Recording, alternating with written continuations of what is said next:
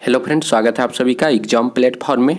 तो आज हम लोग सीटेट 2024 जिसमें आज हम लोग प्रीवियस ईयर का पेपर देखेंगे। तो ये आपका पेपर 2 है जिसमें आज हम लोग सोशल साइंस का क्वेश्चन हम लोग देखने वाले हैं। तो आज हम लोग जो है सोशल साइंस का 1 से लेके 20 तक यानी कि हम लोग जो है टोटल 60 क्वेश्चन को जो है 3 पार्ट में हम लोग इसे कवर करेंगे। तो आज हम लोग जो है 1 to 20 तक हम लोग क्वेश्चन को देखने वाले हैं।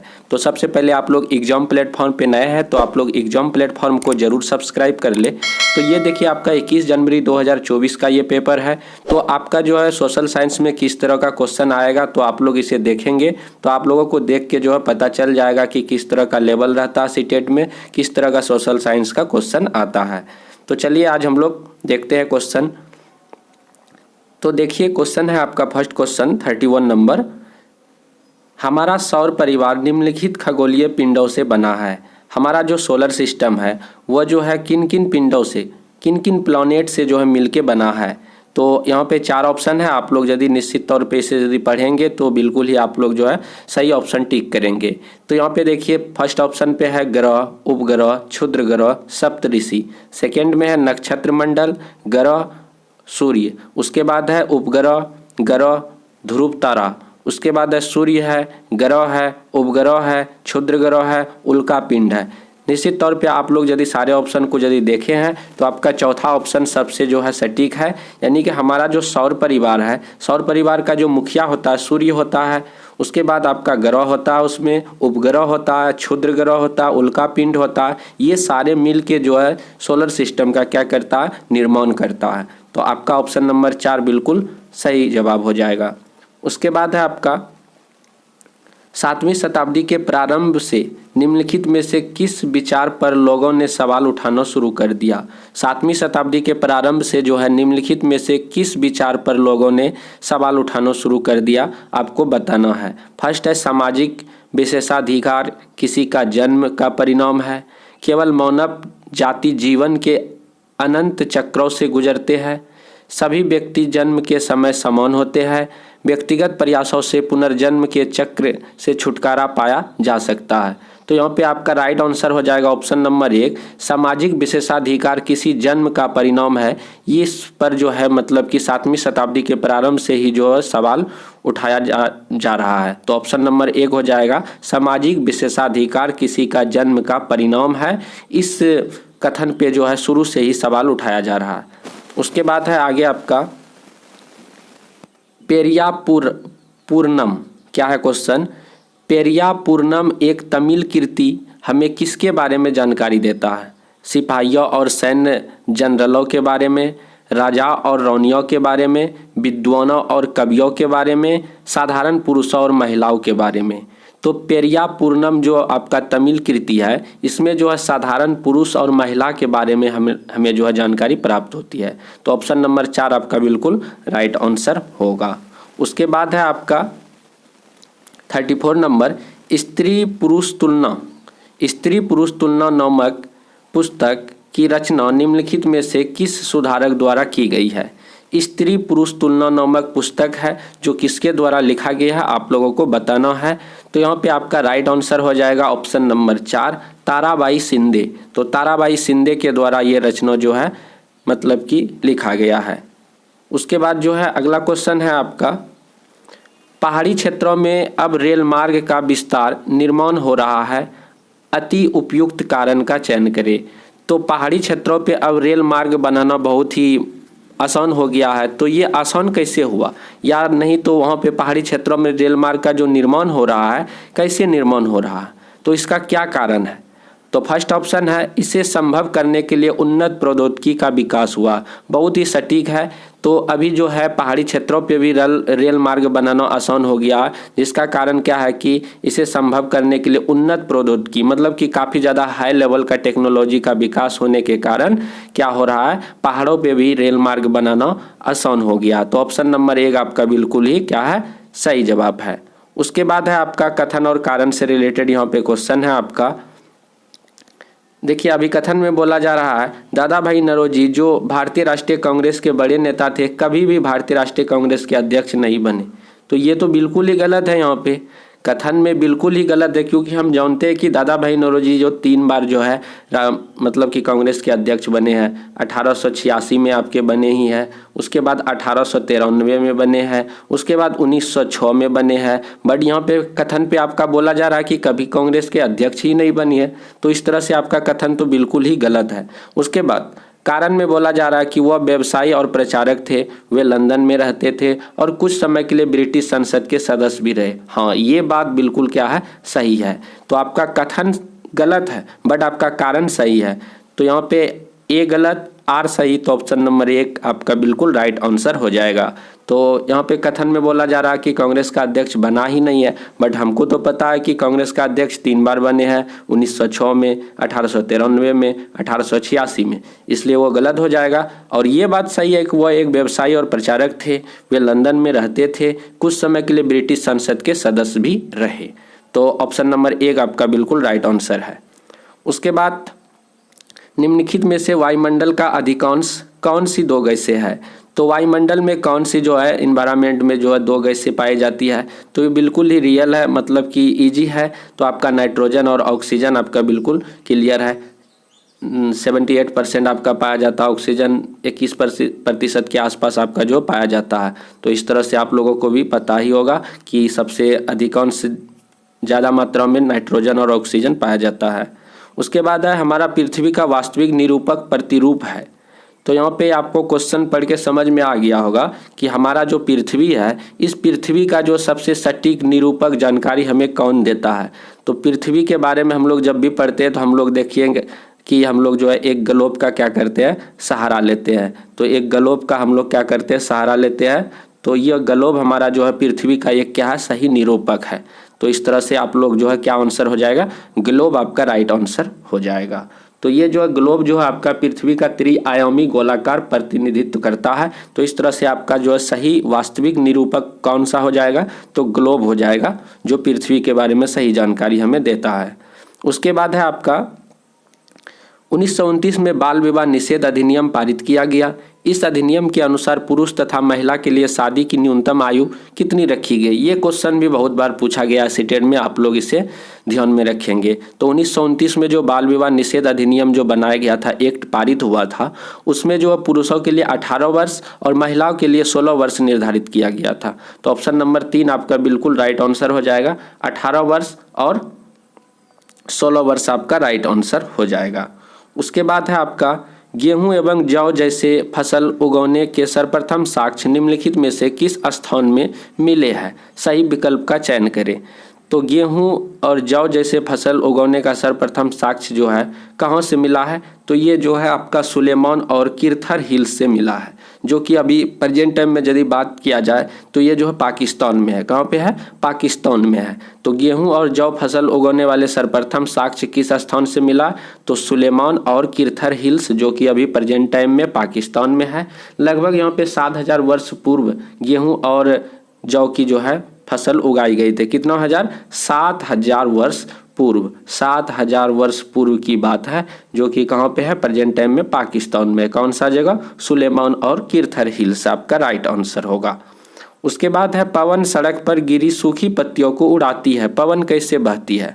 तो आप देखे होंगे कि हवा इस तरह से जो बहती है, तो हवा जो का बहने का कारण आपको पता होगा कि हवा जो हमेशा जो है हाई, मतलब कि हाई प्रेशर से आपका जो है किधर जाता है? लो प्रेशर के तरफ आपका जो है हवा जो है ट्रेवल करती है। तो इस तरह से आपका जो है हवा हमेशा उच्च दाब क्षेत्र से निम्न दाब तरफ गति करता है। तो इस तरह से आपका राइट आंसर ऑप्शन नंबर 2 हो जाएगा। तो पवन जो है सड़क पर गिरी सूखी पत्तियों को उड़ा देती है। तो पवन कैसे बहती है? तो पवन जो हमेशा high pressure to low pressure, मतलब उच्च दाब क्षेत्र से निम्न दाब क्षेत्र की ओर गति करता है। तो ऑप्शन नंबर 1 आपका रियल है। तो ये सारे क्वेश्चन जो अपना जो है समझ पे आधारित है, तो अपना इजीली आप लोग जो है इसका आंसर कर सकते हैं, कोई खास ज़्यादा हार्ड नहीं है। उसके बाद देखिए आपका कथन में बोला जा रहा है कि 1960 में द्विभाषाई बम्बई प्रांत को मराठी और गुजराती भाषी लोगों के लिए 2 अलग अलग राज्यों में बांटा गया। उसके बाद बोला जा रहा है 1966 में पंजाब में भी विभाजन 2 राज्यों में हुआ। उसके बाद पंजाबी भाषियों के लिए और हरियाणवी यानी कि हिंदी बोलने वालों के लिए। तो यहाँ पे कौन सा सही होगा आपको बताना है। तो यहाँ पे दोनों ही सही है, लेकिन सही व्याख्या नहीं करता है। तो 1960 में भी आपका द्विभाषाई बम्बई प्रांत और मराठी और गुजराती भाषाई लोगों के लिए दो अलग राज्यों का बंटवारा हुआ था। 66 में भी आपका जो हुआ, लेकिन ये जो सही व्याख्या नहीं करता, इसीलिए आपका दोनों ही सही है बट सही व्याख्या नहीं करता। ऑप्शन नंबर 3 आपका बिल्कुल राइट आंसर हो जाएगा। उसके बाद है आपका 43 नंबर, वे बीमारियां जो एक दूसरे को जो है जल, भोजन, वायु इत्यादि से फैलती है। मतलब कि एक व्यक्ति से दूसरे व्यक्ति में फैल जाना। तो इस तरह का रोग को आप लोगों को पता होगा कि इस तरह का रोग जो है क्या रोग होता है, संक्रमण बीमारी होता है, संक्रमण रोग होता है। तो संक्रमण रोग का ही दूसरा नाम जो है संचारी रोग भी कहा जाता है। तो इस तरह से आपका राइट आंसर हो जाएगा संचारणीय बीमारियां कहते हैं। जो बीमारी एक व्यक्ति से दूसरे व्यक्ति में, वह माध्यम क्या हो, जल के माध्यम से, भोजन के माध्यम से, वायु के माध्यम से, ये सारे जो यहाँ पे बोला जा रहा है दूषित जल, दूषित भोजन, दूषित वायु के माध्यम से ही फैलता, आप लोगों को पता होगा। तो एक व्यक्ति से दूसरे व्यक्ति में जो रोग चले जाए, फैल जाए, वह संचारी रोग कहलाता है, यानी कि संक्रमण रोग कहलाता है। तो इस प्रकार के रोग आप लोगों को फ्लू जैसे होगा, कोविड-19 अभी हाल ही में आया था वो बीमारी हो गया, टीबी हो गया, ये सारे संचारी बीमारियों के अंतर्गत आता है। उसके बाद है आपका क्वेश्चन है 1770 में बंगाल में एक भयानक अकाल ने लगभग 1 करोड़ लोगों को मार डाला। बी में कहता है कि इस अकाल में बंगाल की 1/3 आबादी खत्म हो गई। तो यहाँ पे आपका 44 नंबर पे पूछा जा रहा है। तो यहाँ पे दोनों ही कथन क्या सही है। तो ऑप्शन नंबर 2 आपका बिल्कुल राइट आंसर हो जाएगा। उसके बाद है निम्नलिखित में कौन सा कथन वर्तमान समय के संसाधन उपलब्धता के संदर्भ के साथ सतत पोषीय विकास में सहायता करता है। तो प्रेजेंट टाइम में जो है कौन सा कथन वर्तमान समय के जो है संसाधन उपलब्धता के संदर्भ में सतत पोषीय विकास में सहायता करता, आप लोगों को बताना है। तो यहाँ पे ऑप्शन नंबर 2 जो है ए हो जाएगा संसाधन की खपत को घटाना, सी हो जाएगा आपका संसाधन का पुनः चक्रण, डी हो जाएगा आपका वस्तुओं का पुनः उपयोग। तो ये आपका राइट आंसर हो जाएगा ऑप्शन नंबर 2। उसके बाद है आपका भारतीय उपमहाद्वीप में गंगा ब्रह्मपुत्र बेसिन की व्याख्या करने वाले कथन का चयन कीजिए। क्वेश्चन है भारतीय महाद्वीपीय में गंगा ब्रह्मपुत्र बेसिन की व्याख्या करने वाले कथन का चयन करने के लिए आपको बोला जा रहा है। तो यहाँ पे बी नंबर देखिए, बेसिन, यह जो है बेसिन उपोष्ण में स्थित है, ये भी बात सही है। इस क्षेत्र की जलवायु मानसूनी है, ये भी बात सही है। उसके बाद आपका जो बेसिन क्षेत्र में विभिन्न प्रकार की स्थलाकृति है, ये भी बात सही है। कहने का मतलब यहाँ पे बी, सी और डी, तो B C D option number 3 पे है। तो ये आपका बिल्कुल राइट आंसर हो जाएगा। सिर्फ आपका सही कौन सा नहीं होगा, ऑप्शन नंबर 1 यानी कि इस प्रदेश में शंकुधारी वन उगते हैं, ये आपका गलत हो जाएगा। उसके बाद है आपका पृथ्वी पर उष्णकटिबंधीय क्षेत्र सबसे अधिक ऊष्मा प्राप्त करते हैं क्योंकि। तो पृथ्वी पर जो उष्णकटिबंधीय क्षेत्र है, तो आप लोगों को पता होगा कि इस तरह का जो पृथ्वी होता है, तो यहाँ पे आपका जो है ये 0 डिग्री अक्षांश रेखा हो गया और यहाँ पे 23.5 डिग्री नॉर्थ, 23.5 डिग्री नॉर्थ यानी कि कर्क रेखा हो गया, और ये 23.5 डिग्री आपका साउथ जो कि आपका मकर रेखा हो गया। तो यहाँ से यहाँ तक का जो क्षेत्र होगा, मतलब 0 डिग्री अक्षांश लेके 23.5 डिग्री ऊपर यानी कि नॉर्थ, और 0 डिग्री से लेके आपका 23.5 डिग्री साउथ यानी कि मकर रेखा तक का जो ये क्षेत्र होगा, ये क्षेत्र आपका जो है उष्णकटिबंधीय क्षेत्र कहलाता है। ठीक, तो उष्णकटिबंधीय क्षेत्र में क्या होता है, इसमें जो है सूर्य का रोशनी जो है डायरेक्ट जो है सीधी मतलब कि पड़ता है। क्या पड़ता है, डायरेक्ट यानी कि सीधी। दोपहर का सूर्य जो है ठीक इसके ऊपर होता है। तो इस तरह से उष्णकटिबंधीय क्षेत्र होता है। और यहाँ पे बहुत सारी इसकी विशेषता भी होती है कि प्रत्यक्ष रूप से धूप पड़ना और उच्च यहाँ पे सौर विकिरण होता है इस क्षेत्र में, और इस क्षेत्र में उच्च धूप, उच्च सौर विकिरण के कारण ही फिर यहाँ पे मौसम बदलाव भी बहुत ज़्यादा होता है, जैव विविधता भी बहुत ज़्यादा पाया जाता है यहाँ पे। तो इस तरह से आपका राइट आंसर हो जाएगा क्या, दोपहर का सूर्य ठीक सिर के ऊपर होता है, इसीलिए यह क्षेत्र जो है उष्णकटिबंधीय क्षेत्र कहलाता है। ठीक, तो इस तरह से आपका ऑप्शन नंबर 4 बिल्कुल राइट आंसर हो जाएगा। उसके बाद है आपका कथन ए और बी को ध्यान से पढ़े। तो वेद समाज की स्थापना, 1864 मद्रास में हुई है। वेद समाज आर्य समाज से प्रेरित था। तो आपको बताना है कि कौन सा यहाँ पे राइट आंसर है।